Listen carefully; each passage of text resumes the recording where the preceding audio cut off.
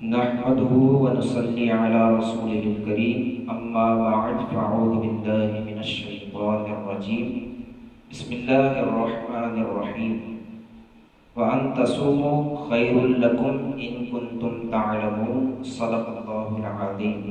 معزز ناظرین السلام علیکم ورحمۃ اللہ وبرکاتہ. معزز ناظرین، جیسا کہ آپ جانتے ہیں کہ لگاتار ہمارے فیس بک کے ذریعے حضرت کے پیج پر جو ہے بیانات ہو رہے ہیں. امید ہے کہ آپ سن بھی رہے ہوں گے، دیکھ بھی رہے ہوں گے اور لوگوں تک پہنچا بھی رہے ہوں گے. حضرت کی ایک اڑن ہے کہ زیادہ سے زیادہ دین کی خدمت میں کروں، لوگوں کو زیادہ سے زیادہ دین کی باتیں بتاؤں.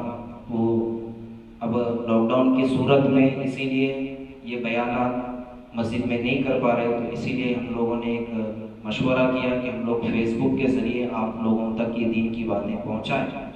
تو اسی نسبت سے جو ہے ہمارے پہلے بھی حضرت کے اس طرح کے بیانات ہوا کرتے تھے، تو اسی لیے ہم لوگوں نے یہ سوچا کہ پھر فیس بک کے ذریعے آپ تک گھر بیٹھے آپ کے گھر تک جو ہے یہ بیانات کو آپ لوگوں کو سنائیں. تو جیسا کہ پروگرام آپ جانتے ہیں کہ درس تفسیر قرآن یہ ہوتا تھا، اور اس کے بعد آپ نے دیکھا کہ تجوید قرآن، اس کے بعد جو ہے فضائل روزہ، یہ بھی پروگرام آپ نے دیکھ لیا، سن لیا. امید ہے کہ آپ سن بھی رہے ہیں، دیکھ بھی رہے ہوں گے. الحمدللہ اس پر عمل بھی کرنے کی کوشش کریں. تو فضائل روزہ پروگرام کے بعد ہمارا پھر جو آج کا جو ٹاپک ہے، آج کا جو ہمارا جو موضوع ہے اور پروگرام ہے وہ ہے فضائل روزہ، مسائل روزہ، روزوں کے مسائل پر یہ ہمارا آج پروگرام ہے. تو چند سوالات ہمارے پاس آئے ہوئے ہیں، تو وہ سوالات انشاءاللہ ہم لوگ یہ حضرت سے کریں گے اور انشاءاللہ حضرت اس کے جوابات بھی انشاءاللہ دیں گے. تو چلیے پروگرام الحمدللہ اسٹارٹ بھی ہو چکا ہے. تو آپ لوگ اسے زیادہ سے زیادہ لوگوں تک پہنچائیں تاکہ زیادہ سے زیادہ لوگ اسے جو ہے ہمارے لائیو پروگرام کو دیکھیں. تو چند اشعار مجھے پڑھنے کے لیے کہا گیا، تو میں 2 یا 3 اشعار انشاءاللہ پڑھ لوں گا تاکہ ہمارے سوالات بھی ہیں اور ان سے جوابات بھی ہمیں لے لینا ہے. تو اور انشاءاللہ کچھ باتیں ہیں انشاءاللہ وہ بھی آپ تک ہمیں پہنچانا ہے. صلی اللہ علیہ یا رسول اللہ وسلم علیک یا حبیب اللہ. مجھے در پہ پھر بلانا مدنی مدینے والے، مجھے در پہ پھر بلانا مدنی مدینے والے. مائے عشق بھی پلانا مدنی مدینے والے. مائے عشق بھی پلانا مدنی مدینے والے. میری آنے والی نسلیں تیرے عشق ہی میں مچلے. میری آنے والی نسلیں تیرے عشق ہی میں مچلے. انہیں نیک تم بنانا مدنی مدینے والے. انہیں نیک تم بنانا مدنی. تیرے غم میں تیرا عطار رہے ہر گھڑی گرفتار.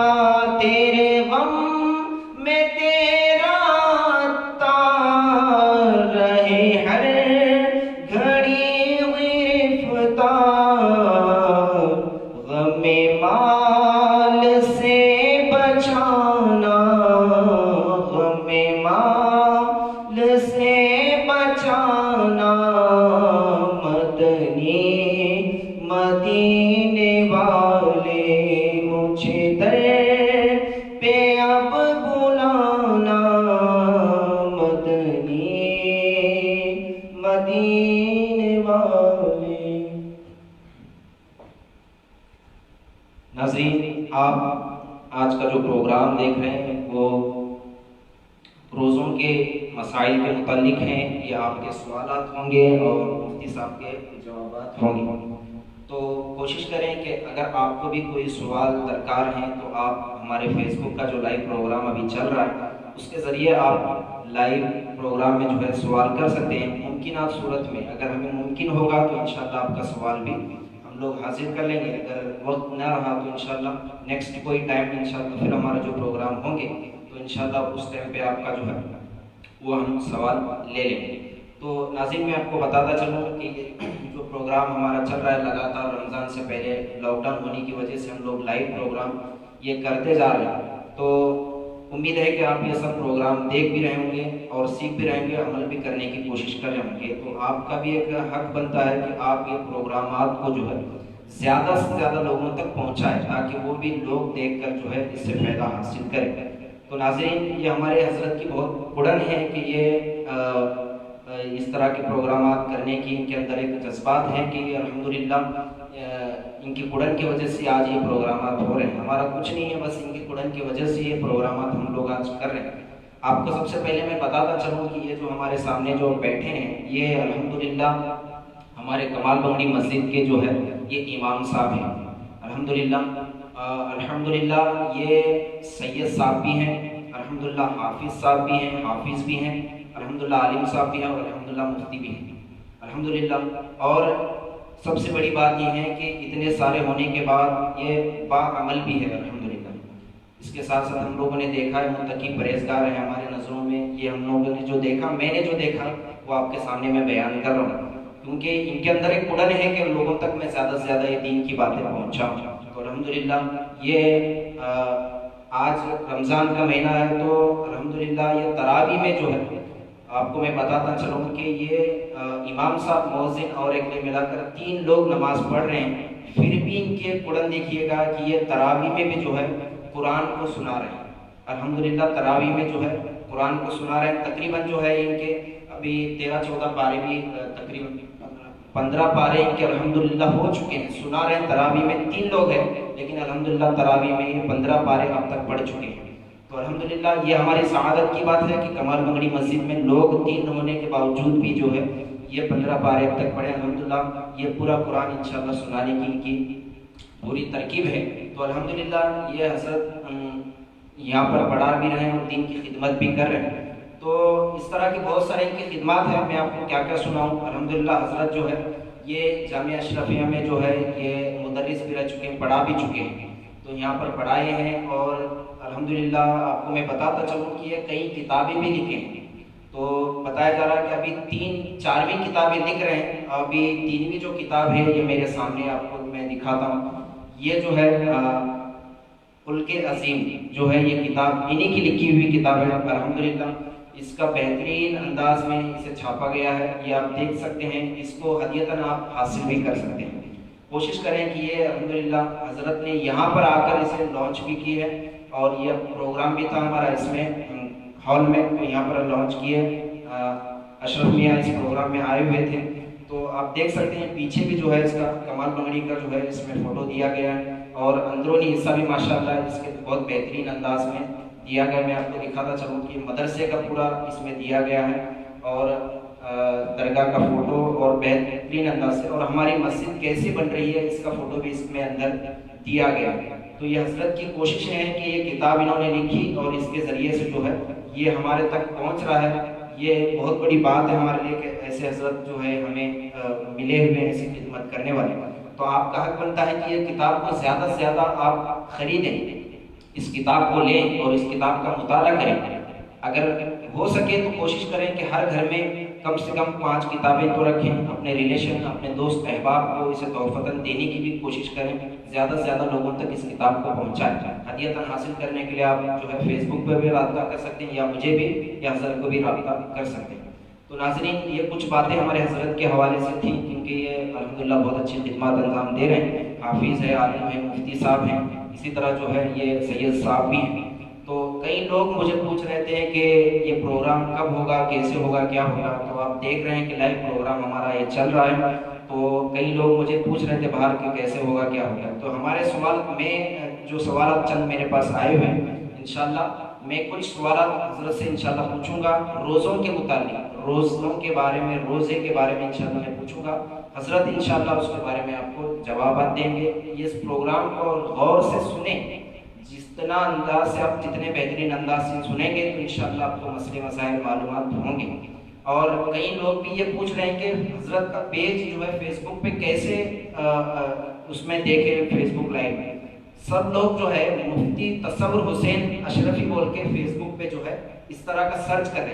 آپ کو میں بتاتا چلوں، سید مفتی تصور حسین اشرفی، یہ آپ سرچ میں جو ہے نظام سید مفتی تصور حسین اشرفی نظام، یہ آپ سرچ کریں فیس بک میں، انشاءاللہ آپ کو پیج مل جائے گا، وہاں پر لائک کریں اور فالو کریں۔ فالو کریں گے تو انشاءاللہ ان کے جو ہے بیانات، جو پروگرامات ہوں گے انشاءاللہ آپ کو لائیو آپ کے گھر بیٹھے انشاءاللہ آپ تک پہنچا دیے جائیں گے۔ تو چلیے ناظرین، زیادہ وقت نہ لیتے ہوئے میں حضرت کی طرف مخاطب ہوتا ہوں۔ حضرت السلام علیکم ورحمۃ اللہ۔ یہ آپ کی قرآن ہے کہ الحمدللہ آپ پروگرامات میں اس طرح کے ماشاءاللہ ایک ڈیلی ہے، ایک ہفتے میں ایک بار اس طرح کے پروگرامات کریں، تو آپ کا بہت بہت شکریہ کہ اس طرح کی آپ خدمت انجام دے رہے ہیں۔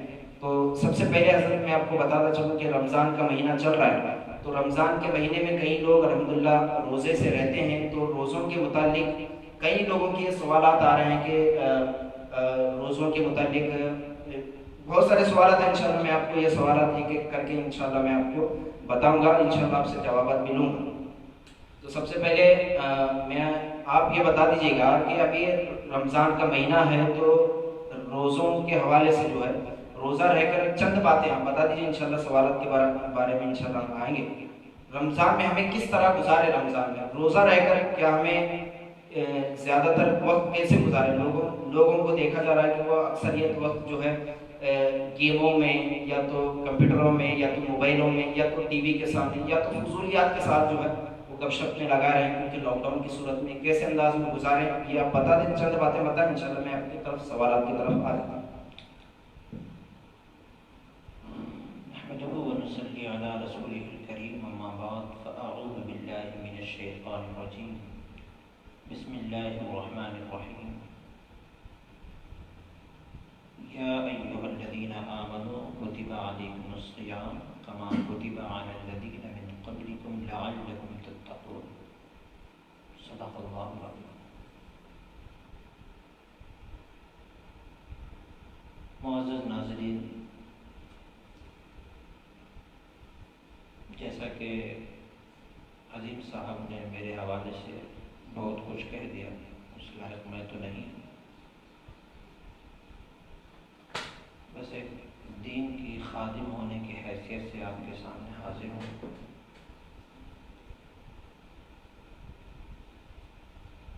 نبی کی امتی کا شرف حاصل ہے، اور اللہ نے جو توفیق بخشی ہے اسی کے تحت یہ سب ہو رہا ہے، بغیر اس کے فضل اور احسان کے کچھ نہیں ہو سکتا۔ بہرکیف رب العزت کی بارگاہ میں دعا ہے کہ مولا کریم ہم سب کی اس کاوش کو اپنی بارگاہ میں قبول فرمائے۔ قرآن کریم میں اللہ رب العزت نے ارشاد فرمایا، اے ایمان والو، تم پر روزے فرض کیے گئے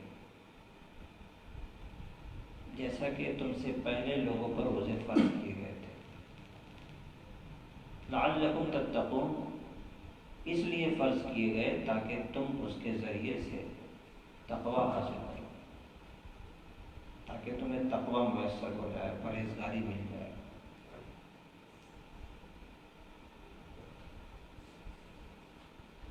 اب یہ تقوی جو ہے، تقوی کا مدار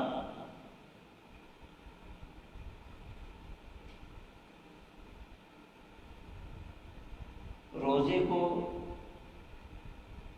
اس آیت میں اس لیے بتایا گیا کہ جب انسان روزہ رکھتا ہے تو تمام ناجائز خواہشات سے وہ انسان بخوبی اپنے آپ کو بچا سکتا ہے۔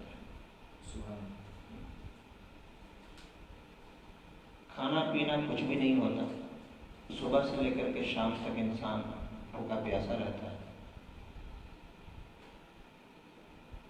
تو رب تبارک و تعالیٰ نے گویا کہ انسان کو یہ تصور دیا کہ تم سوچو کہ تم صبح سے لے کر کے شام تک بھوکے پیاسے ہو، اور جب اس کو تم کنٹرول کر سکتے ہو نا، کھانے کی عادت، بہت لوگوں کو چائے نوشی کی عادت، بہت لوگوں کو تمباکو کھانے کی عادت، بہت لوگوں کو کھینی کھانے کی عادت، بہت لوگوں کو بہت ساری چیزیں، سگریٹ بیڑی پینے کی عادت. اپنی ان تمام عادتوں پر کنٹرول کرتے ہوئے صبح سے لے کر کے شام تک جب تم بھوکے رہ سکتے ہو اور اس پر کنٹرول کر سکتے ہو، تو کیا تم اس کی طاقت نہیں رکھتے کہ اپنی نگاہوں کی حفاظت کر سکتے؟ کیا تم اتنے کمزور ہو کہ اپنے فکر کی حفاظت نہیں کر سکتے، اپنے ذہن کی حفاظت نہیں کر سکتے؟ گویا کہ اللہ تبارک و تعالیٰ نے اپنے نفس کے شر سے بندوں کو بچانے کے لیے، بندے کے نفس کے شر سے بندوں کو بچانے کے لیے روزے کی ایک ترکیب دی کہ آپ روزہ رکھو.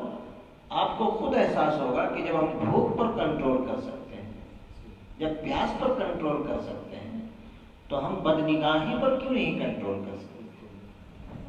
ہم بد فکری اور بد ذہنی پر کیوں نہیں کنٹرول کر سکتے؟ ہم زبان کی غلاظت پر کیوں نہیں کنٹرول کر سکتے؟ زبان کی فضول گوئی، زبان سے گالی گلوچ پر کیوں نہیں کنٹرول کر سکتے؟ تو گویا کہ روزہ ایک طریقے سے برائی کا ایک ڈھال بن جاتا ہے نا. الصوم و جنہ کا لفظ جو آیا ہے جنتوں، کہ روزہ ایک ڈھال ہے، گویا کہ برائی سے وہ آپ کو بچاتا ہے. تو اس لیے روزہ کا حکم اللہ تبارک و تعالیٰ نے دیا ہے. اور دوسری بات یہ ہے کہ جب انسان روزے سے، تو جواب تو وہ ہو ہی گیا، لیکن پہلے کہ جب انسان روزے سے ہوتا ہے تو جیسا کہ آپ نے کہا کہ تمباکو وغیرہ اس طرح کی جو چیزیں وہ کھانے سے روکنے کے لیے، اب کئی لوگوں کے اندر یہ ان کے اندر ہوتی ہے کہ ہم لوگ کیسے بھی میسر ہو جائے ہم لوگ کھائیں. اگر روزہ ہے تو کئی لوگوں کو ہم نے دیکھا ہے کہ ہمارا ایک سوال بھی ہے، یا تو انشاءاللہ میں سوال کو بھی شامل کر لیتا ہوں اسی کی نسبت سے، انشاءاللہ آگے آپ کنٹینیو کرتے جائیں گے. تو یہ ہے کہ وہ ان کو ایک اڑن ہوتی ہے کہ کیسے بھی مل جائے گٹکا اور ہم لوگ کھا لیں. اب ان کی عادت ہوتی ہے کہ یہ کھانا ہی پڑتا ہے. تو اسی لیے کئی لوگوں کو ہم نے دیکھا ہے، سوال بھی آیا ہوا ہے، کئی لوگوں کو دیکھا ہے کہ یہ 12 بجے تک گٹکا کھانے والے، اس طرح کی تمباکو، اس طرح کی جو کرنے والی چیزیں ہیں، یہ لوگ کیا کرتے ہیں کہ میرا ایک سوال بھی ہے کہ 12 بجے کے اندر جو ہے وہ کھا لو. اگر روزہ توڑنا ہے تو 12 بجے اندر کھا لو، تو 12 بجے کے اندر آپ روزہ توڑنا ہے تو توڑ کے اس طرح کے کھا سکتے ہیں، یا تو اس طرح کا کر سکتے ہیں. تو کیا اس طرح کے لوگ جو ہے وہ 12 بجے کے اندر جو ہے اس طرح کے روزے توڑ سکتا ہے؟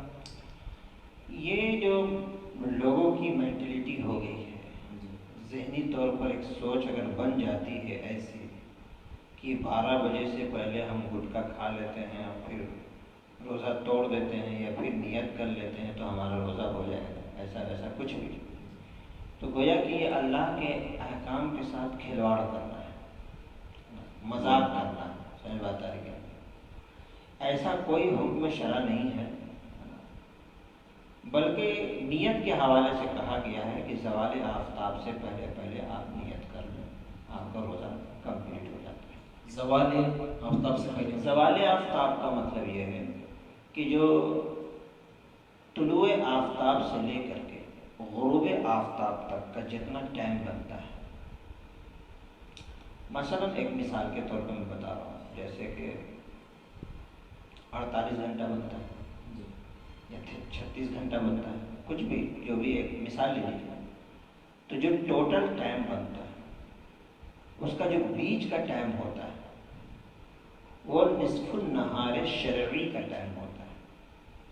یعنی سورج جب آسمان کے بیچوں بیچ ہوتا ہے تو وہ تقریباً زوال آفتاب کا ٹائم ہوتا ہے. یعنی وہ زوال کا مطلب یہ ہوا کہ سورج اب ڈھل رہا ہے مغرب کی طرف. نکلنے کا سلسلہ بالکل بند ہو گیا، اب وہ ڈھلنے کا سلسلہ شروع ہوا، تو اس سے پہلے نیت کرنا ضروری ہے۔ اگر اس سے پہلے نیت کر لیا تو روزہ ہو جاتا ہے۔ لیکن اس طریقے کی سوچ بنا لینا، کیسے کھا سکتے ہیں ویسے کھا سکتے ہیں۔ بہت سارے لوگ فجر کی نماز تک ہی سحری کھاتے رہتے ہیں، اذان تک ہی سحری کھاتے رہتے ہیں۔ جی بالکل، اب یہ بھی ہے زیادہ تر لوگوں، اب یہ کانسیپٹ بن گیا لوگوں کے اندر کہ کئی مساجد میں یہ ہوتا ہے کہ ہمارے محلے کی مساجد میں جو ہے ابھی اذان نہیں ہوئی یا تو دعا نہیں پڑھا ہے، کیونکہ ٹائم دیکھا جائے تو 2 منٹ ہو چکا ہوتا ہے، ابا ہو چکا، باہر جا چکا ہوتا ہے، تو دوسرے مساجد میں تھوڑا 1-2 منٹ لیٹ ہو گیا ہوگا دعا پڑھانے میں، اور یا تو کئی لوگوں کے سننے میں آیا، دیکھا میں آ گیا کہ اذان تک کھاتے رہتے ہیں۔ تو ان کے متعلق آپ کیا کہیں گے کہ اذان تک کھانا کیسا ہے، یا تو دعا پڑھانے تک کب تک کھا سکتے ہیں، سحری کب تک کر سکتے ہیں، اس کے متعلق آپ بتا دیجیے۔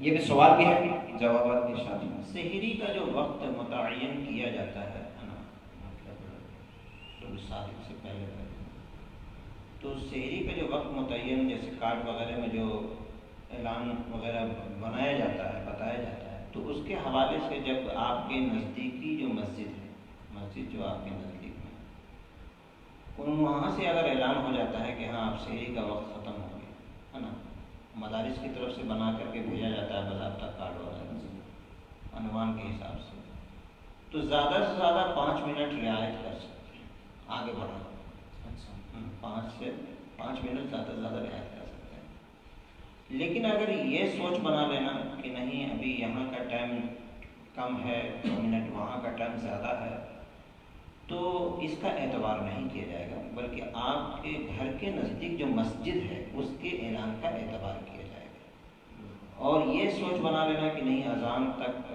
سحری کا وقت رہتا ہے نا، تو ایسے سوچ بنا کر کے اس وقت تک سحری کو مؤخر کرتے رہنا اور کھاتے رہنا، تاخیر کے ساتھ کھاتے رہنا، یہ درست نہیں ہے۔ جی بالکل، تو اس طرح کا جو ہے آپ جتنا جلدی ہو سکے ناظرین، آپ سحری کو جو ہے وہ ہمیں ختم کرنے کی کوشش کرنا ہے، جتنا جلدی ہو سکے ہم لوگ سحری کو فنش کرنے کے بعد اس طرح کے جو بھی ہوتے ہیں ہمارے کام وہ کر لینا چاہیے۔ دوسرا سوال، ابھی سوال اور ہے، سوال یہ آیا کہ کئی لوگوں کو دیکھا گیا ہے کہ وہ رمضان کے روزے جو ہے وہ قضا کر دیتے ہیں، کچھ معاملات کی وجہ سے جو ہے چھوڑ دیتے ہیں۔ تو پہلے تو جو ہے وہ رمضان کے روزے چھوڑنا کیسا، اور دوسرا جو ہے چھوڑ دیتے ہیں تو اس کے جگہ جو ہے وہ نفل روزے رکھنے کی کوشش کرتے ہیں زیادہ تر، شب معراج کا روزہ ہو گیا، شب برات کا روزہ ہو گیا، اس طرح کی جو جتنے روزے آتے ہیں نفل روزے، عاشورہ کا روزہ ہو گیا، اس کو زیادہ فوکس کر کے اس کو رہنے کی کوشش کرتے ہیں۔ تو آپ بتا دیں کہ ابھی سر رمضان کے روزوں کے متعلق اس کے روزے اگر قضا ہیں رمضان کے تو ابھی نفل روزے رہ سکتا ہے کہ نہیں رہ؟ رمضان کا روزہ اللہ نے فرض کیا ہے،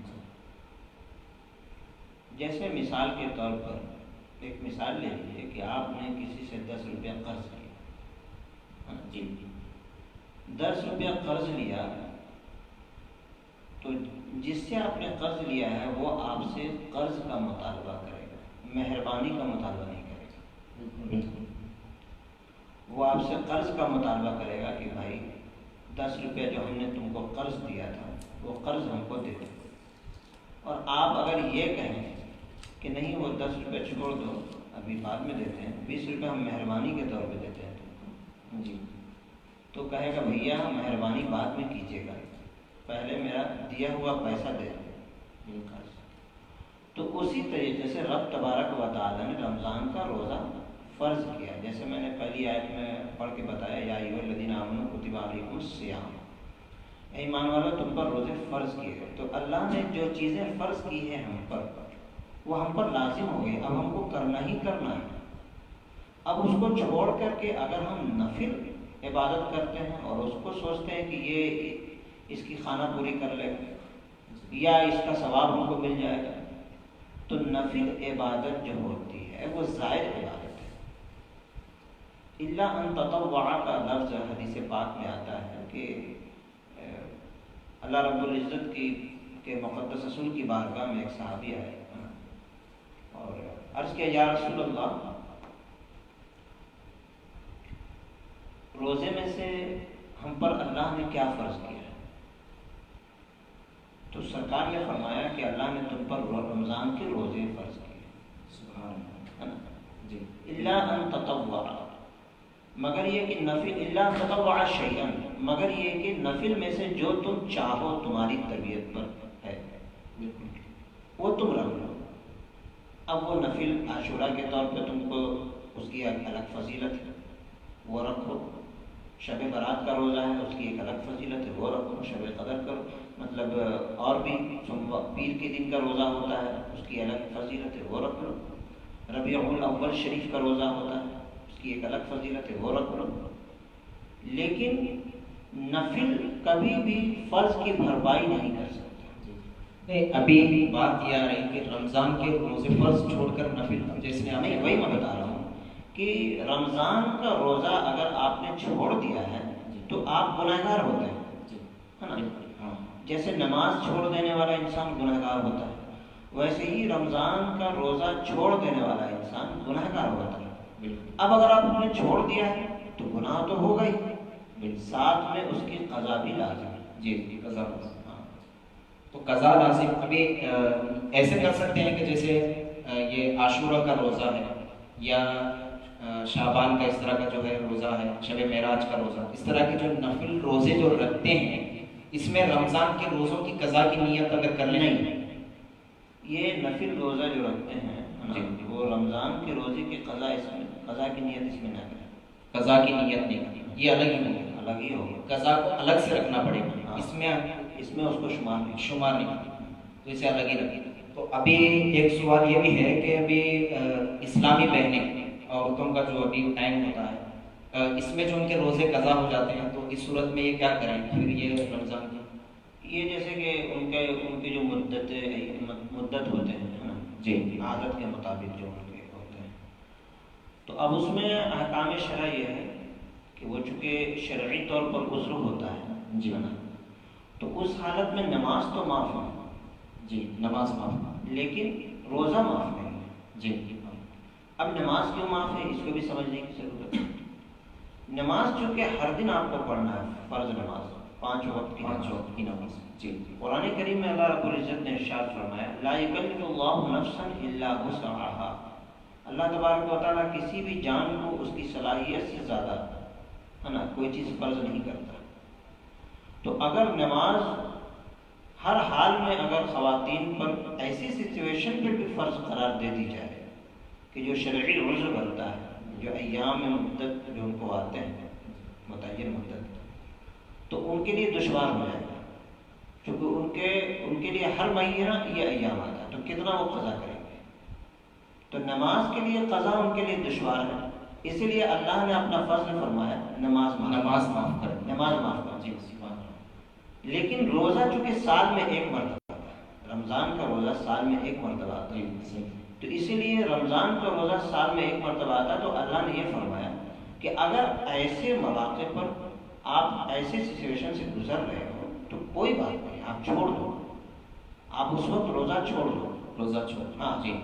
اور اگر آپ اس مدت سے گزر جاؤ اور صحیح مدت میں آ جاؤ، پاک ہو جاؤ، تو پھر اس روزے کی قضا گنہگار نہیں ہوں گی، گنہگار، جی بالکل۔ تو گنہگار نہیں ہوں گی تو آپ جیسے آپ کی مدت ختم ہوگی اس کے بعد آپ روزوں کو قضا کر لینا ہے، قضا کر لینا ہے، روزے آپ کو معاف نہیں ہیں، نماز آپ کو جو ہے وہ معاف ہے۔ تو اسی طرح جو ہے ایک اور نماز کیوں معاف ہے وہ میں نے بتایا کہ نماز کیوں معاف ہے، جی جی بالکل۔ تو حضرت نے پورا کلیئر آپ کو بتا دیا کہ نماز کیوں معاف ہے، تو اس کے لیے جو ہے رمضان کے روزے آپ کو رکھنا ہی ہے، قضا کرنا ہے۔ تو اسی طرح اور ایک سوال یہ ہے کہ یہ تو ہو گیا، جمعہ کے روز جو ہے وہ روزہ نفل روزہ نہیں رکھنا چاہیے، اگر بتایا جائے کہ یہ سوال ہے کہ رمضان اس میں جو ہے نفل روزہ جمعہ کے روز نہیں رکھنا ہے، اور یا تو رکھنا ہے تو جمعرات اور جمعہ کا ملا کر رکھ سکتے ہیں، یا تو ایسے کئی لوگوں کو بتایا گیا، پڑھے لکھے لوگ اس طرح کے بتا رہے ہیں کہ جمعرات رکھنا ہے، جمعہ نہیں رکھنا ہے، سنیچر کے روز رکھنا ہے، جمعہ نہیں رکھنا، تو اس کے بارے میں بھی آپ بتا دیجیے۔ اصل میں کیا ہے، صرف جمعہ کو متعین کر کے، صرف جمعہ کے دن کا روزہ یہ مسائل کی کتابوں میں منع کیا گیا ہے جمعہ کا روزہ، صرف جمعہ کے دن کا روزہ، صرف ایک روزہ، ہاں جمعہ کے دن کا روزہ، ایک روزہ، ہاں۔ بٹ یہ ہے کہ اگر آپ نے جمعرات سے اس کو ملا دیا، اچھا جمعرات اور جمعہ کا دو روزہ، ہاں، تو پھر آپ رکھ سکتے ہیں۔ بالکل، ہاں، سنگل جمعہ کیوں منع کیا جاتا ہے؟ ہفتے کی عید مانا جاتا ہے اس کو، ہفتہ کی عید ہے وہ، اچھا، جمعہ کا جو اسلامی مطلب اس میں ہفتے کی عید ہے، یعنی جو 7 دن آتے ہیں، 7 دنوں میں ایک عید کا دن جمعہ مانا جاتا ہے۔ جیسے مثال آپ اس دن کیا ہوتا ہے، آپ اچھا کپڑا پہنتے ہو، صاف ستھرا کپڑا پہنتے ہیں، نہاتے دھوتے ہیں، عطر لگاتے ہیں، اجتماعی شکل میں جاتے ہیں نماز ادا کرنے کے لیے، بہت سارے گھروں میں اچھا پکوان پکتا ہے نا، تو وہ جو ہے جمعہ کے دن یہ ہفتے کی عید ہے، یعنی عیدوں کی عید۔ اب جیسے کہ سال میں ایک عید آتا ہے عید الفطر، پھر دوسری عید آتی ہے عید الاضحیٰ، ہے نا، تو اسی طریقے سے یہ ہفتے کی عید ہے، وہ سالانہ عید ہے، یہ ہفتے کی عید ہے۔ تو عید میں جیسے روزہ رکھنا حرام ہے نا، عید میں روزہ رکھنا حرام ہے، یہ تو سب کو پتہ ہے، تو اسی طریقے سے جمعہ کے دن بھی سنگل روزہ رکھنا ممنوع قرار دیا گیا ہے، لیکن ہاں اگر کوئی نفل روزہ آتا ہے تو آپ رکھ سکتے ہیں، ایک دن آگے ایک دن پیچھے سے ملا۔ جی، تو یہ نفل روزوں کے بارے میں بتایا گیا کہ جمعہ اور ہفتہ یوں رکھ سکتے ہیں، اور جمعرات اور جمعہ ایسا رکھ سکتے ہیں، ایک جمعہ کے دن ہی روزہ نہیں رکھنا۔ تو یہ بھی ہمیں کلیئر ہو گیا کہ اس طرح کا روزہ جو ہے وہ رکھنے کے بارے میں۔ اور یہ بہت سارے سوالات آئے تھے، اس میں سے اور ایک سوال یہ ہے کہ حالت سفر میں روزے کا شرعی حکم کیا ہے؟ کیونکہ بہت سارے لوگ ٹریول کرتے ہیں، اب تو لاک ڈاؤن کی صورت میں جو ہے سفر نہیں کر رہے، تو اس طرح کے مسافر جو ہے وہ آپ شرعی حکم بتا دیجیے گا کہ یہ کوئی سفر کرنے والوں کے لیے روزہ معاف ہے کہ نہیں، کیونکہ کام کاج کے لیے، بزنس کے لیے دور دور جاتے ہیں لوگ، تو اب کئی لوگوں کے اندر ہے کہ ایسے سفر کرنے والوں کے لیے روزہ معاف ہے، کن لوگوں کے لیے روزہ معاف ہے سفر میں، اس کے بارے میں بھی آپ بتا دیں۔ قرآن کریم میں اللہ رب العزت نے ارشاد فرمایا فَمَنْ كَانَ مِنْكُمْ مَرِيضًا أَوْ عَلَى سَفَرٍ فَعِدَّةٌ مِنْ أَيَّامٍ أُخَرَ وَعَلَى الَّذِينَ يُطِيقُونَهُ فِدْيَةٌ طَعَامُ مِسْكِينٍ، جو تم میں سے مریض ہو یا حالت سفر میں، تو اسے چاہیے کہ وہ دوسرے ایام میں ان روزوں کی قضا کرے۔ اب اس کو میں ڈیٹیل سے بتا دوں۔ مریض سے مراد کیسا مرض ہونا چاہیے؟ یہ نہیں کہ کھانسی ہو رہی ہے یا ایسے ہی سر میں درد ہے یا زکام ہو گیا یا تھوڑا ہلکا پھلکا بخار فیور ہے، اس ٹائپ کا مرض مراد نہیں ہے وہاں پہ۔ مرض سے مراد ایسا مرض مراد ہے کہ اگر وہ روزہ رکھتا ہے تو اس کا مرض بڑھ جائے گا، مرض بڑھ جائے گا، ہاں، یا وہ بہت زیادہ کمزور ہو جائے گا، ہے نا، جس سے اس کی پریشانی بڑھ جائے گی، بیمار پڑ جائے گا۔ تو ایسی سچویشن میں حکم شرع یہ ہے کہ آپ ان دنوں میں روزہ چھوڑ دیجئے، جب آپ صحت یاب ہو جائیں تو پھر آپ ان روزوں کی قضا کر دیجیے۔ یہ تو بیمار کی حالت ہوگی۔ دوسرا آ گیا سفر کا معاملہ۔ اب سفر کی حالت میں روزہ رکھ سکتے ہیں، اب اس کے لیے سب سے پہلے یہ جاننا ضروری ہے کہ سفر شرعی کیا ہے۔ جی بالکل، شرعی سفر کیا ہے، صحیح، میں یہ جاننا ضروری ہے۔ تو شرعی سفر بتایا جاتا ہے مسائل کی کتابوں میں، فتاوی عالمگیری ہے، بہار شریعت ہے، در مختار وغیرہ، جو بھی کتابیں آپ اٹھا کے دیکھ لیجیے، بتایا جاتا ہے کہ اس میں 92 کلومیٹرز اپنے شہر کے حدود سے باہر اگر آپ نکل جاتے ہیں تو آپ مسافر ہیں، یعنی 90 کو 2 کلومیٹر، ہاں 92 کلومیٹر ہے نا، 90 پہ 2 کلومیٹر مان لیجیے اس کو، اور 57 میل، 57.5 میل کے حساب سے 57 میل ہے نا، اور میٹرز کے حساب سے 92، یعنی اپنے شہر کے حدود سے اگر آپ باہر نکل جاتے ہیں تو پھر وہیں سے آپ کا یہ کلومیٹر شروع ہوتا ہے۔ اب دوسرے شہر کے حدود میں آپ داخل ہوتے ہیں ہے نا، تو پھر یہ ٹوٹل کلومیٹر دیکھا جائے گا کہ آپ نے کتنا کلومیٹر سفر کیا۔ اگر 92 بنتا ہے، 57 میل بنتا ہے، تو آپ شرعی مسافر ہوتے ہیں۔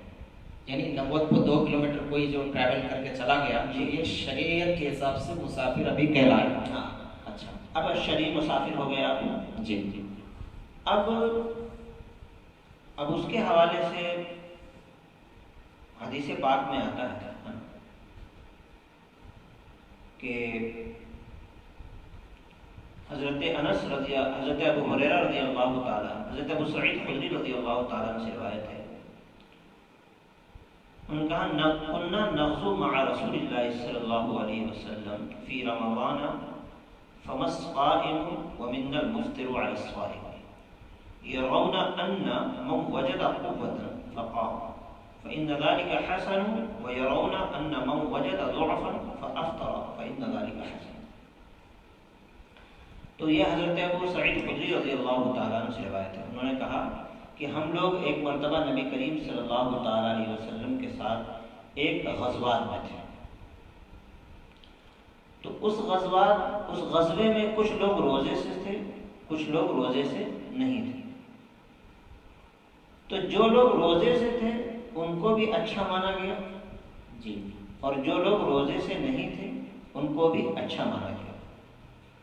ابھی اسی حوالے سے ایک اور حدیث ہے، حضرت عائشہ رضی اللہ تعالیٰ عنہ سے روایت ہے، سأل حمزة بن عمرو الاسلمی رسول اللہ صلی اللہ علیہ وسلم عن الصائم فی السفر۔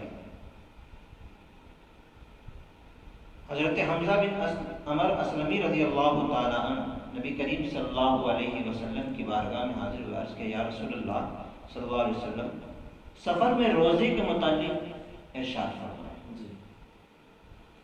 تو اللہ کے رسول نے ارشاد فرمایا ان شئت فصوم، اگر تم چاہو تو روزہ رکھو، وَإِن شِئْتَ فَأَفْطِرْ، اگر تم چاہو تو روزہ نہ رکھو۔ یہ دو حدیث میں نے کھول کی جی۔ پہلی حدیث میں کیا ہے کہ ایک غزوے میں صحابی تھے، ہے نا، صحابی سرکار کے ساتھ ایک غزوے میں شامل تھے، اس میں سے کچھ صحابہ جو ہے روزہ رکھتے تھے اور کچھ صحابہ روزہ نہیں رکھتے تھے، تو دونوں کو پسند کیا گیا۔ ایک حدیث وہ، اور مسلم شریف کی حدیث نمبر 1116، یہ بھی مسلم شریف کی حدیث نمبر 1121۔ تو اس میں سرکار دو عالم صلی اللہ تعالیٰ علیہ وسلم سے پوچھا گیا کہ یا رسول اللہ سفر کی حالت میں روزہ رکھنا کیسا ہے؟ تو اللہ کے رسول نے فرمایا آپ کی طبیعت کے اوپر ہے، آپ کی توانائی کے اوپر ہے، آپ کی قوت کے اوپر ہے، آپ کی صلاحیت کے اوپر ہے۔ اگر آپ کی طاقت کام کرتی ہے تو آپ روزہ رکھ لیں، اور اگر سفر کی تھکاوٹ آپ پر حاوی ہوتی ہے تو آپ کی طبیعت کے اوپر ہے کہ آپ روزہ نہ رکھیں۔ تو اس کا مطلب یہ ہوا، ایک اور حدیث ہے اس میں، قال رسول اللہ صلی اللہ تعالی علیہ وسلم اجدنی قوت علی الصیام فی السفر فهل علی جناح، کیا سفر میں روزہ رکھنا گناہ ہے؟ سرکار سے پوچھا گیا۔ فقال رسول اللہ صلی اللہ علیہ وسلم، اللہ کے رسول نے ارشاد فرمایا ہی رخصت من اللہ عز وجل، وہ اللہ کی جانب سے رخصت ہے، اجازت ہے کہ اسے چھوڑ دو۔ فمن اخذ بها فحسن ومن احب ان يصوم فلا جناح، تو جو اسے لے لے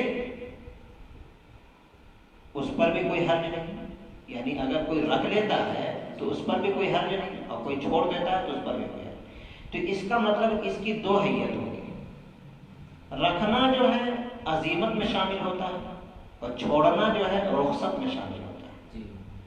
یعنی اگر کوئی رکھ لیتا ہے تو عزیمت پہ عمل کرتا ہے، چونکہ رکھنا سرکار سے بھی ثابت ہے اور چھوڑنا بھی سرکار سے ثابت ہے، ہاں، تو رکھ لیتا ہے تو عزیمت پہ عمل کرتا ہے، اور چھوڑ دیتا ہے تو وہ رخصت پہ عمل کرتا ہے۔ رخصت کا مطلب یہ ہوا کہ سفر کی حالت میں روزہ چھوڑ سکتے ہیں، آپ کو شریعت نے اجازت دیا ہے، لیکن آپ سفر سے جب فارغ ہو جائیں، اپنے وطن کو پہنچ جائیں، تو جتنا روزہ آپ نے چھوڑا ہے ان چھوڑے ہوئے روزوں کی آپ قضا کر دیجیے۔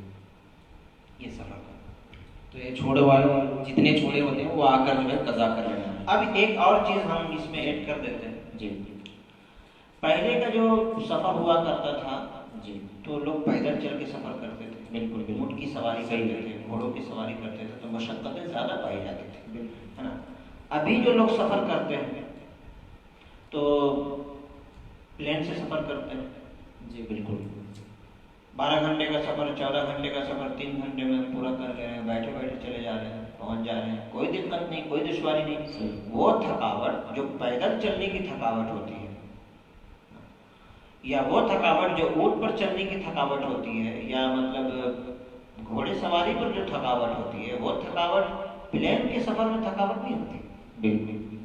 या अगर ट्रेन में भी सफ़र कर रहे हैं, एसी बॉगी में सफ़र कर रहे हैं, फर्स्ट क्लास में सफ़र कर रहे हैं, जी जी, तो वो आप उस थकावट को इस थकावट में मिला नहीं सकते। सही सही बात है जी जी।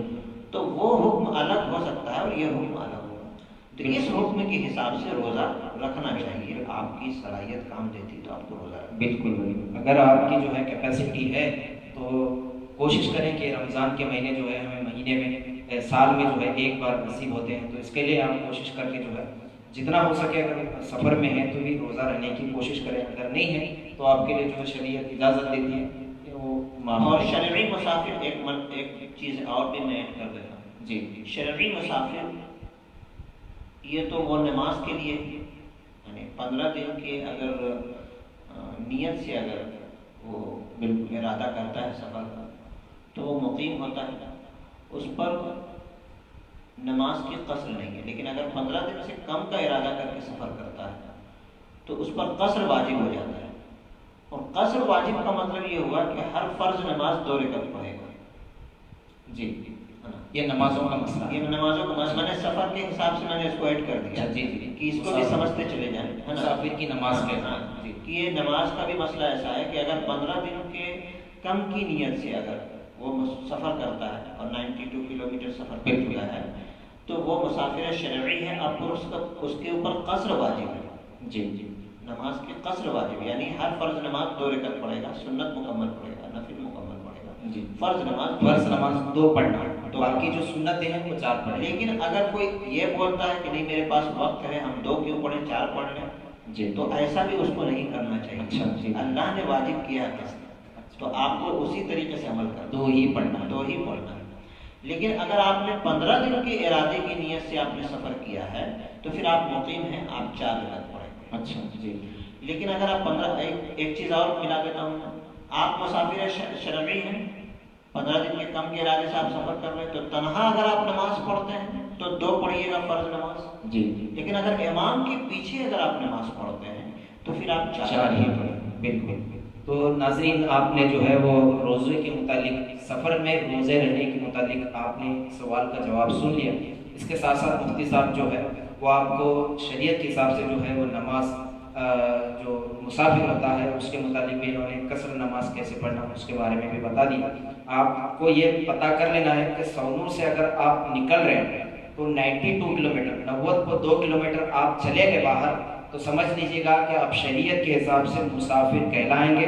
तो आपके लिए जो है वो जो अभी हज़रत ने जो मसला बयान किया वो आपके ऊपर वो लागू हो जाएगा। तो आप अगर चाहे तो जो है वो रोज़ा बेहतर है कि रखना है, अगर नहीं है तो इसके लिए माफ़ है, आप बाद में भी रह सकते हैं।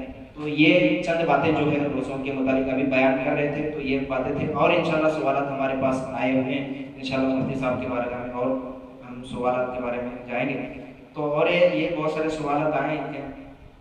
अभी आपने मर्ज के मुतालिक कहा कि अगर बीमार हो जाता है तो तब उसके लिए रोज़ा जो है इतना शदीद बीमार हो जाएगा तो आप रखने के काबिल नहीं है, तब उसके लिए रोज़ा इस तरह माफ़ है, आपने कहा। तो ऐसी हालत में क्या इंजेक्शन वगैरह करा सकते हैं? ये सवाल आया था कि इंजेक्शन वगैरह जो है या दवा के तौर पर या कुछ भी हो, बीमार पड़ गए तो इंजेक्शन लेकर जो है कि हम लोग रोज़ा कंटिन्यू कर सकते हैं? क्या रोज़ा इससे इंजेक्शन लेने से भी रोज़ा टूट जाता है? उलमाए मुतक़द्दिमीन इस मसले पर, इंजेक्शन के मसले पर उलमाए मुतक़द्दिमीन का रुख ये है कि रोज़ा टूट जाता है, इंजेक्शन करने से रोज़ा नहीं टूटता है। अच्छा, हाँ। उलमाए मुतक़द्दिमीन का मसला ये है कि रोज़ा नहीं टूटता, इंजेक्शन कराने से रोज़ा नहीं टूटता, बीमार जी। उलमाए मुतक़द्दिमीन जी।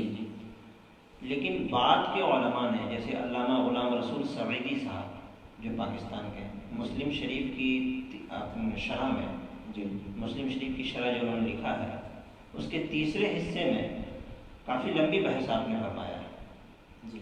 तो उसमें उन्होंने कहा कि इंजेक्शन से रोज़ा टूट जाता है। अच्छा। کیونکہ انجیکشن کے ذریعے سے ڈائریکٹ یہ خون میں دوا پہنچاتا ہے. اب ان لوگوں کی جو تحقیق تھی علماء متقدمین، یہ ان کی تحقیق میں بتا رہا ہوں، یعنی علامہ غلام رسول سعیدی صاحب نے جو تحقیق پیش کی ہے کہ علماء متقدمین کے زمانے میں یہ انجیکشن کا وہ ٹیکنالوجی جو مطلب جس کے ذریعے سے دوا ایک دم ڈائریکٹ پہنچا دیا جاتا ہے خون میں، اتنی تحقیق نہیں تھی. تو وہ مادہ کے ذریعے سے ہی خون میں پہنچنے کو مطلب وہ مانتے تھے. تو ایسی حالت میں وہ کہتے ہیں کہ روزہ نہیں ٹوٹتا ہے. لیکن یہاں پہ کیا ہو رہا ہے کہ انجیکشن جب دیا جاتا ہے تو یہ ڈائریکٹ ہی خون میں سرایت کرتا ہے دوا. تو بعد کے لوگوں کے نزدیک یہ جو ہے روزہ اس سے ٹوٹ جاتا ہے. تو ابھی ناظرین کو آپ کیا بتائیں گے کہ اس سے انجیکشن سے ہی روزہ ٹوٹ جاتا ہے. روزہ ٹوٹ جاتا ہے. تو انجیکشن سے روزہ ٹوٹ جاتا ہے. تو زیادہ تر لوگوں کے اندر یہ کانسیپٹ ہے کہ انجیکشن کرانے سے بھی روزہ نہیں ٹوٹتا ہے. نہیں، انجیکشن سے روزہ ٹوٹ جاتا ہے، یہی مسئلہ ہے. جی. تو ناظرین آپ نے اس سوال کا جواب، کیونکہ مفتی صاحب ہیں بہت تحقیقات ان کے جو ہے ان کے، تو الحمدللہ کیونکہ کتابیں بھی لکھ رہے ہیں اور اس طرح جامعہ اشرافیہ میں جو ہے یہ تدریس، یہ مدرس بھی رہ چکے ہیں، پڑھا چکے ہیں. تو اس کے لیے جو ہے یہ ان کی تحقیق بہت ڈیپ میں ہے. تو اس کے لیے ان کے جوابات بھی ماشاءاللہ علمی انداز میں ہوتے ہیں. تو اسی طرح جو ہے کیا کان میں اور آنکھ میں دوا وغیرہ بھی ڈال سکتے ہیں؟ کان میں دوا ڈالنے کا حکم یہ ہے کہ اگر کان میں اگر دوا ڈالا اس کے اثرات حلق پہ وارد ہوتے ہیں اور وہ حلق سے ہوتے ہوئے اندر اتر جاتا ہے جی، تو پھر اس سے روزے پہ اثر پڑتا ہے. جی جی. یہ آنکھ میں دوا ڈالا جاتا ہے جی، اور دوا ڈالنے سے حلق پہ اس کے اثرات وارد ہوتے ہیں، تو پھر اس سے روزے پر اثر پڑتا ہے. جی بالکل. لیکن ناک میں کا بھی مسئلہ یہی ہے، یعنی حلق پر اگر اثرات وارد ہو رہے ہیں اور حلق پر اثرات وارد ہونے کے ساتھ ساتھ وہ نیچے اتر جاتا ہے تو پھر روزہ ٹوٹتا ہے. لیکن اگر ایسی صورت نہیں ہے تو پھر روزہ نہیں ٹوٹتا. سبحان اللہ. جی. چونکہ کیا ہے اصل مسئلہ کیا ہے کہ خون میں چیزوں کی سرایت کرنا، خون میں چیزوں کا سرایت کرنا. جی. اگر خون میں باہر سے کوئی چیز جا کر کے شامل ہو جاتی ہے دوا کے طور پر یا کسی بھی طور پر تو پھر اس سے روزے پہ اثر پڑتا ہے، اور اگر شامل نہیں ہے تو پھر روزے پہ اثر نہیں. جی جی. تو یہ تھا ابھی کان میں اور ناک میں دوا ڈالنے کے متعلق مسئلہ تھا. تو امید ہے کہ آپ لوگ سن بھی رہے ہوں گے غور سے. ناظرین آپ کو میں بتاتا چاہوں کہ یہ جو جتنے ہمارے پروگرام ہو رہے ہیں اسے آپ زیادہ سے زیادہ لوگوں تک پہنچانے کی کوشش کریں کہ آپ لوگ جو دیکھ رہے ہیں وہ زیادہ تر لوگ بھی اس ہمارے فیس بک لائیو پیج کے ذریعے. کان میں پانی چلا جاتا ہے. جی جی بالکل. تو پانی جانے سے روزے پہ افیکٹ نہیں پڑتا. اچھا، کان میں پانی گیا تو روزہ. جی. اس میں بس یہ ہے کہ وہ دوا کے اترنے کی حلق میں اترنا چاہیے. تو ایک یہ بھی ہے کہ اب جیسے حلق میں اترنے کی آپ نے بات کی ہے تو ایک یہ بھی ہے کہ الٹی ہو جاتی ہے. الٹی ہونے سے بھی کیا روزہ ٹوٹ جاتا ہے؟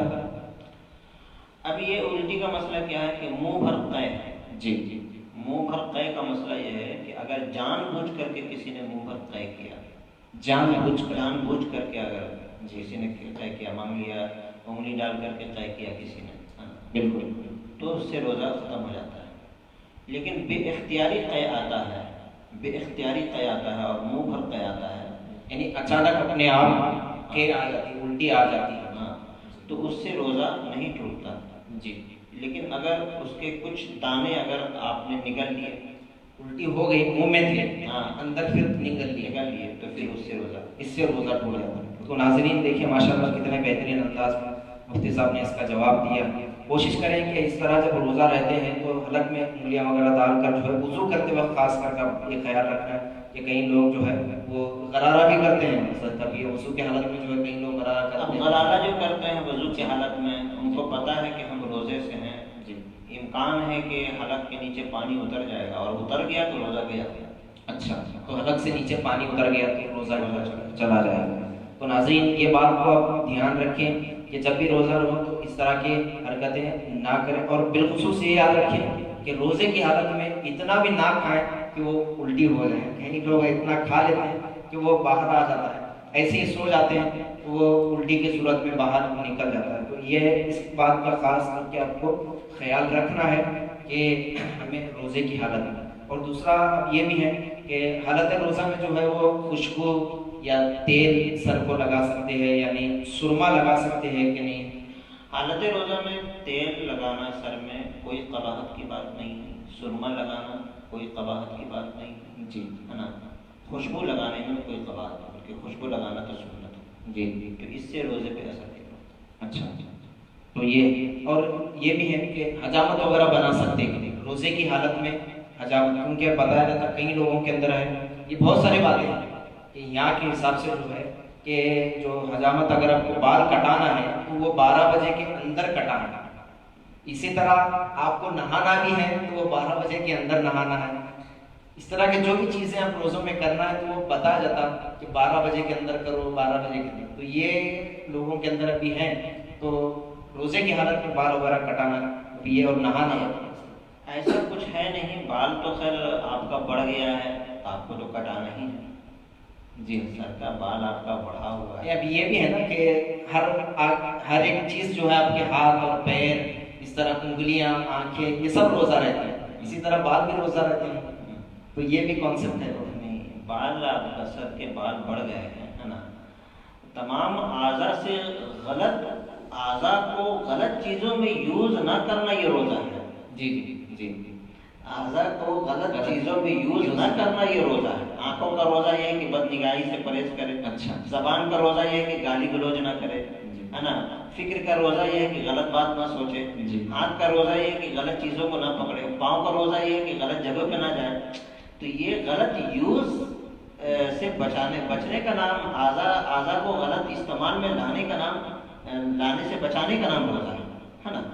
لیکن یہ نہیں ہے کہ اب سر کا بال اگر بڑھ گیا ہے تو اب اس کا تو سر کا بال اگر آپ بڑھ گیا ہے تو اس کو تو آپ کٹائیں گے تو کوئی دقت نہیں ہے. آپ کسی بھی وقت دن بھر میں کسی بھی وقت آپ کٹا سکتے ہیں. جی، اس میں کوئی شرعی طور پر کوئی قباحت میری نظر سے تو نہیں گزرا.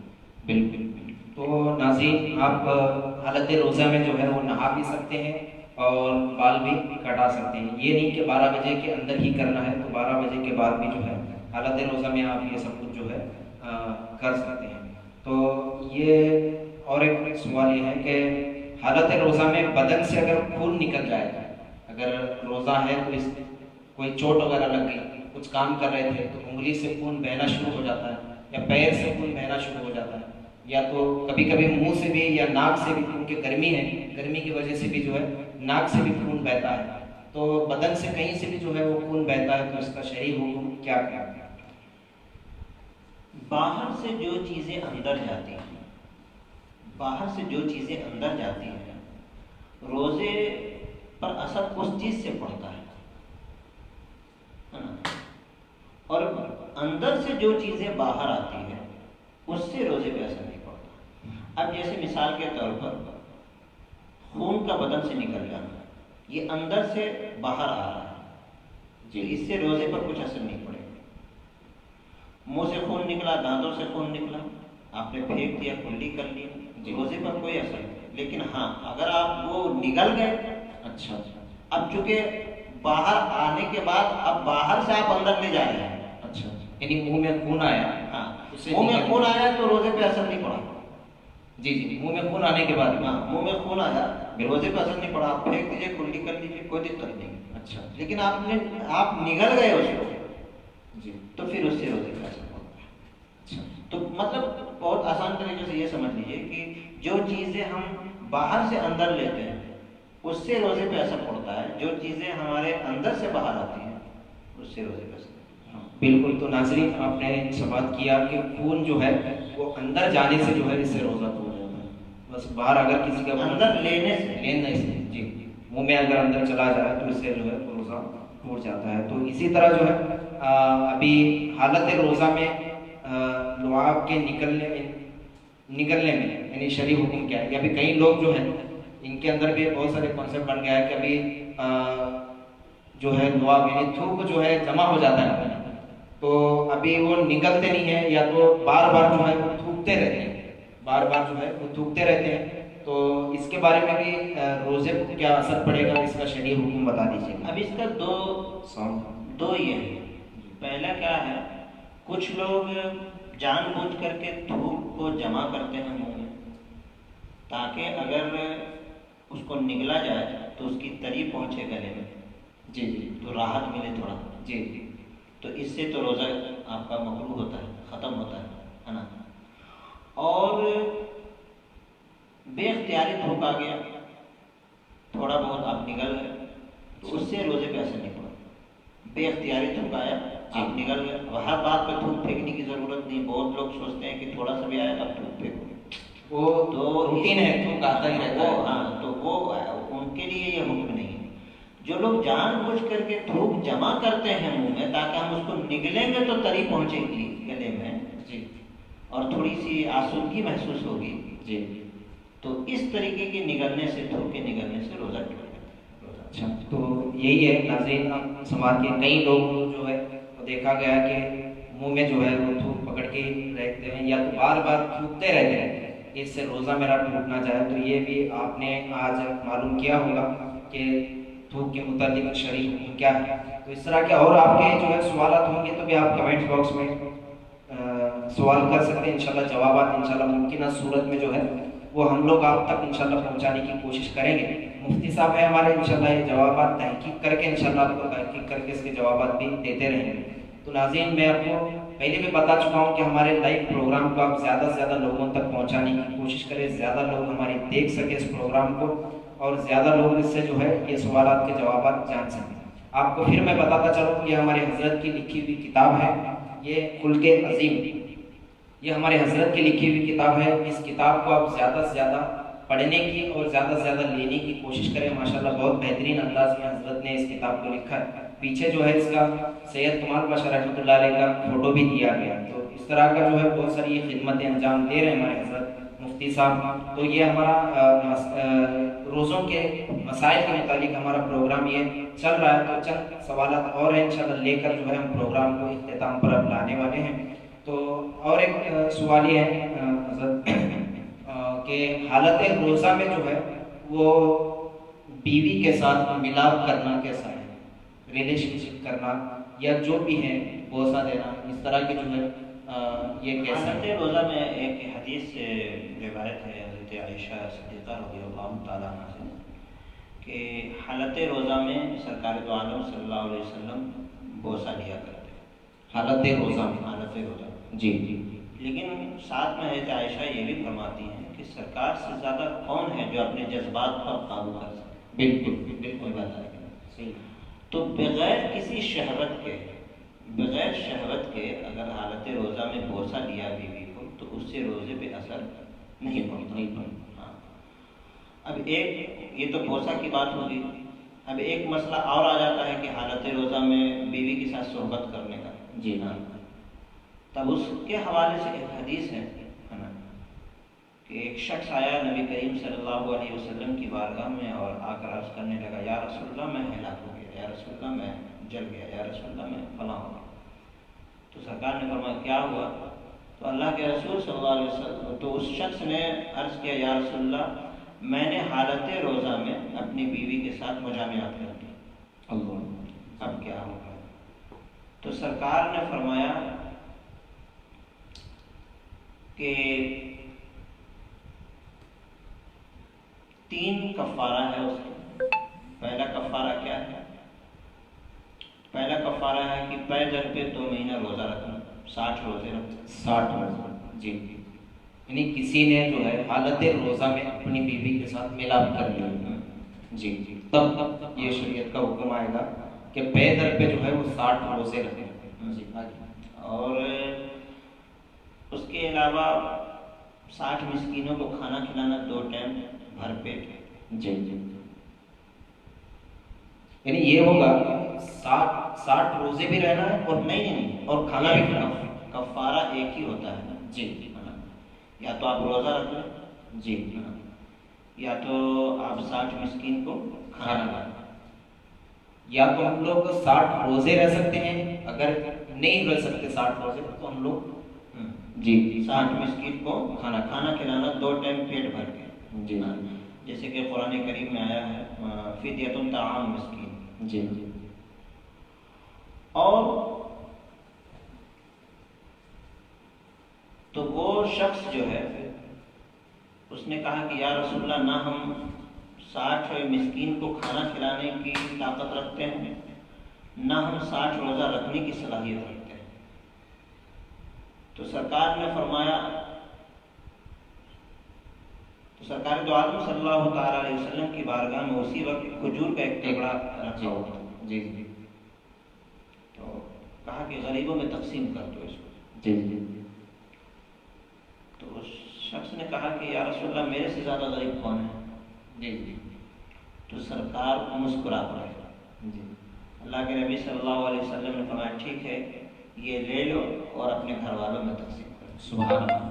جی یعنی وہ اتنا غریب تھا کہ وہ مسکینوں کو کھانا بھی نہیں کھلا سکتا تھا، روزہ بھی نہیں. روزہ بھی نہیں رکھ تو سکتا تھا. کہنے کا مقصد یہ ہے جی کہ حالت روزہ میں ہے نا بیوی سے مجامعت کرنا جی یہ درست نہیں ہے. اچھا تو حالت روزہ جی تو اس کا کفارہ بھی یہی ہوگا. اس سے روزہ ختم ہو جاتا ہے. ناظرین آپ نے سماعت کیا کہ اس طرح کئی لوگ جو ہے ہمارے پاس سوالات بھی آئے ہوئے تھے کہ حالت روزہ میں اگر اس طرح ہو جائے تو ہمیں کیا کرنا ہے. تو آپ نے اس کا جواب بھی سماعت کیا کہ حالت روزہ میں اگر کسی نے ایسا کیا تو اس کے لیے جو ہے کفارہ یہ ہوگا کہ وہ 60 روزے رکھے یا تو جو ہے 60 مسکینوں کو کھانا کھلائے، یعنی 60 مسکینوں کو کھانا کھلائے. اگر جی 2 ٹائم اگر یہ 60 مسکینوں کو کھانا کھلانے کے حساب سے اگر ڈیلی کھلانا ہے یا اگر ایک ساتھ 60 مسکینوں کو اگر کھانا کھلانے کی بات جب آئی تو ڈیلی کے حساب سے اگر پکڑ کے چلیے گا کہ اگر وہ 200 روپے کے حساب سے یا 300 روپے کے حساب سے جو 2 ٹائم کے کھانے کا جس سے وہ مسکین بالکل یہ ہو جائے پیٹ بھر کے کھانا کھا لے. جی اتنی رقم بھی اگر آپ دے دیتے ہیں رقم تو ناظرین اگر یہ ہم لوگ اگر رقم بھی دے دیتے ہیں تو پکڑ کے چلیے 200 روپے کے حساب سے ڈیلی کا، اس حساب سے ہم لوگ 60 کو کیلکولیٹ کرنا ہے 60 کے حساب سے. تو اس حساب سے اگر ہم پکڑ کے چلیں گے تو کتنا 12,000 کا تقریباً ہمارے تقریباً جو ہے وہ 6,000 روپے سمجھ میں. تو یہ خیرات کر سکتے ہیں یا اس پھر اس یہ خیرات کر سکتے ہیں. اگر نہیں ہوا تو یہ بھی کر سکتے ہیں. تو اب خیرات کرنے کی بات جب آئی تو مدرسے کو وغیرہ دے سکتے ہیں. نہیں وہ جو خیرات کا کفارہ کا جو خیرات ہے وہ سرکار دو عالم صلی اللہ تعالیٰ علیہ وسلم ہی کے ساتھ خاص ہے. اچھا وہ جو روایت ملتی ہے اس کی جی وہ سرکار کے ساتھ خصوصیت ہے. جی ایک اور کفارہ ہے، 3 کفارہ ہوتا ہے. ایک 60 مسکین کو کھانا کھلانے کا کفارہ جی اور 60 روزہ رکھنے کا کفارہ ہے. اور ایک اور کفارہ جو میرے ابھی ذہن میں نہیں آ رہا ہے جی وہ 3 کفارہ ہوتے ہیں. یہ صدقہ کا جو ہے نا یہ صدقہ کا معاملہ یہ سرکار کے ساتھ خاص تھا. اچھا یہ ہر کسی کے لیے نہیں ہے. اچھا تو ہر کوئی جو ہے نہیں سکتا نہیں، تو اس کے لیے کیا کر سکتے ہیں؟ وہی مطلب روزہ رکھے یا پھر کھانا کھلائے. اچھا تو صدقہ نہیں دے سکتے. تو اور یہ ہمارے جو ہے کچھ سوالات آپ تک آئے ہوئے تھے. اسی طرح جو ہے اور ایک لاسٹ ہمارا اور 2-3 آخری سوالات ہمارے پاس آئے ہوئے ہیں کہ کئی لوگ جو ہے وہ افطار کرنے کے بعد جیسی افطار کرتے ہیں جیسی افطار ختم ہو گئی یہ روٹیاں وغیرہ رکھے ہوتے ہیں، بہت سارے سالن وغیرہ اس طرح کے رکھے ہوتے ہیں، یہ کھانا کھاتے برابر جو ہے فوراً نماز کے لیے کھڑے ہو جاتے ہیں. تو ان کے اندر وہ لذت ابھی باقی رہتی ہے منہ کے اندر کھانے کی. تو اس انداز میں جو ہے وہ نماز پڑھنا ان کا کیسا ہے؟ اب یہ دیکھیے وضو جیسے کہ وضو بتایا جاتا ہے نا کہ وضو کرنا، ہاتھوں کو دھونا، چہرہ دھونا، یہ مکمل ایک وضو ہے. اسی طریقے سے چھوٹا وضو کہتے ہیں اس کو، مطلب کلی کرنا. جی اگر کوئی کھانا کھایا ہے تو اس کو چاہیے کہ کلی کر لے. کلی کر کے منہ میں دانتوں میں جو کھانے کے اثرات موجود ہیں وہ کلی کر کے گلالہ کر کے نکال لیں تاکہ جب خدا کی بارگاہ میں کھڑا ہو تو منہ صاف رہے گا. چونکہ اس سے کلام الہی تلاوت کرتا ہے تو اسی لیے کہا گیا کہ کلی کر کے ہی نماز میں شامل ہو. بالکل. تو کلی کر کے جو ہے ہمیں نماز میں شامل ہونا ہے. تو اسی طرح جو ہے ابھی روزے کی جیسی دعا پڑھائی جاتی ہے، جیسی دعا جو ہے وہ روزہ پہلے افطار کر لینا ہے یا دعا پہلے پڑھنا ہے؟ پہلے جیسے اب اس میں یہ مسئلہ ایسا ہو گیا ہے کہ ابھی ایک طریقے سے مختلف ہی مسئلہ ہے جی، اس میں اختلاف ہے. حضور اعلیٰ حضرت نے تحقیق پیش کی ہے کہ پہلے افطار کیجیے پھر بعد میں دعا پڑھیے.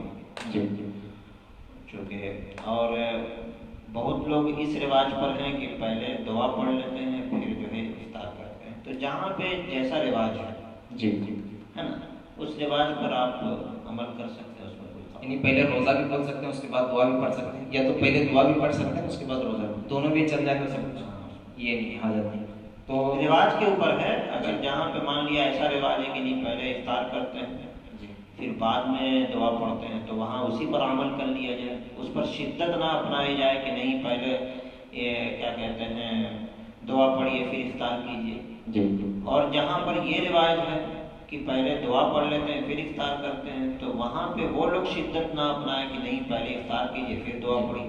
تو جہاں پہ جیسا رواج ہے وہاں پہ وہ عمل کر سکتے ہیں. بالکل. تو جس انداز سے آپ کو مناسب لگے اس انداز سے آپ جو ہے وہ کر سکتے ہیں. یہ ہمارا پروگرام کا آخری جو ہے ایک سوال آیا ہوا تھا، انشاءاللہ وہ بھی لے کر ہم لوگ بیان پروگرام کو جو ہے وہ اختتام پر لاتے ہوئے ایک بھائی نے جو ہے وہ سوال کیا ہوا تھا کہ کسی انسان کا جو ہے وہ انتقال ہو جاتا ہے اور اس کے جو ہے زندگی اس کی کیسی گزرتی وہ کیا ہے اللہ بہتر جانتا ہے، وہ گناہ گار تھا یا کیا تھا، لیکن اس کے گناہ کچھ ظاہر ہو گئے، کچھ پتہ چل رہے ہیں، تو اس کے گناہوں کی نحوست کی وجہ سے ہم لوگ اسے کیا کافر کہہ سکتے ہیں یا نہیں؟ کافر گناہوں کی وجہ سے کبھی نہیں کہا جا سکتا.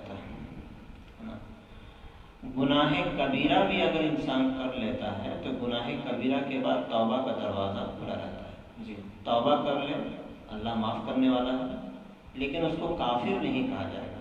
گنہگار کہا جا سکتا ہے، کافر نہیں کہا جائے گا. ایک بات کافر کہنے کے لیے شرعی طور پر تحقیق ضروری ہے کہ اللہ اور اس کے رسول کی شان میں کیا اس نے گستاخی کی. اچھا جی، اللہ کی شان میں گستاخی کرنے والا کافر ہوگا، سرکار کی شان میں گستاخی کرنے والا کافر ہوگا. عام طور پر صرف گنہگار بندے کو کافر کہنا کسی حال میں درست نہیں ہے. ایک بات تو یہ ہوگی. دوسری بات یہ ہے کہ اگر کوئی مر جاتا ہے، کسی کا انتقال ہو جاتا ہے، تو کبھی بھی اگر وہ کافر نہیں ہے مطلب مسلمان ہے نا. کافر نہیں کا مطلب یہ ہے کہ اللہ اور اس کے رسول کی شان میں اس نے گستاخی نہیں کیا ہے نا. اگر اللہ اور اس کے رسول کی شان میں گستاخی کیا ہے تو وہ کافر ہے. اور اگر نہیں گنہگار مسلمان اگر مر گیا تو بعد میں ان کا نام اس طور پہ نہیں لینا چاہیے کہ وہ ایسے تھے ویسے تھے ویسے تھے. اچھا وہ چلا گیا اور دنیا سے چلا گیا، اس کا سارا عمل خدا کی بارگاہ میں ہے نا. جزا اور سزا کا مالک وہ ہے نا. تو وہ بہتر جانتا ہے کہ اس کے ساتھ کیسا سلوک ہونا چاہیے. ہم اور آپ جج کرنے والے کوئی نہیں ہے کہ ہم بیٹھ کر کے ان کے گناہوں پر چرچا کرنا شروع کرتے ہیں کہ وہ اتنا بدکار تھا، وہ اتنا خطاکار تھا. یہ ہمارے اوپر زیبا نہیں دیتا اور ایک انسانی اخلاق کے بھی خلاف ہے. بالکل. تو ناظرین آپ کے سوالات ہمارے پاس آئے ہوئے تھے، تو یہ جوابات مفتی صاحب نے الحمدللہ بہت ہی پیارے انداز میں آپ کے جوابات آپ کے گوش گزار کیے ہیں. تو ناظرین آپ کا بھی یہ حق بنتا ہے کہ آپ بھی جو ہے اس پروگرام کو ہمارے زیادہ سے زیادہ لوگوں تک پہنچائیں تاکہ وہ بھی اپنے گھروں میں بیٹھ کر جو ہے اس پروگرام کو دیکھ سکیں، اس سے جو ہے فائدہ حاصل کر سکیں. کیونکہ لاک ڈاؤن کی صورت میں ہم لوگوں نے یہ پروگرامز اسٹارٹ کیے. امید ہے کہ انشاءاللہ یہ لاک ڈاؤن کے بعد بھی جو ہے یہ ہمارا پروگرام جو ہے وہ کنٹینیو رہے گا. ہمیں اور ایک اس کے سجیشن کی ضرورت ہے کہ آپ لوگ سجیشن دیں کہ ہمارے پروگرام میں اور کیا کیا ہمیں تبدیلی لانا ہے اور ہمیں کیا کرنا ہے. تو انشاءاللہ آپ کے مشورے انشاءاللہ ہم لوگ جہاں تک مناسب ہوا وہاں تک ہم لوگ لے کر جو ہے اس انداز سے پروگرام کو انشاءاللہ آگے ہم کرنے کی کوشش کریں گے.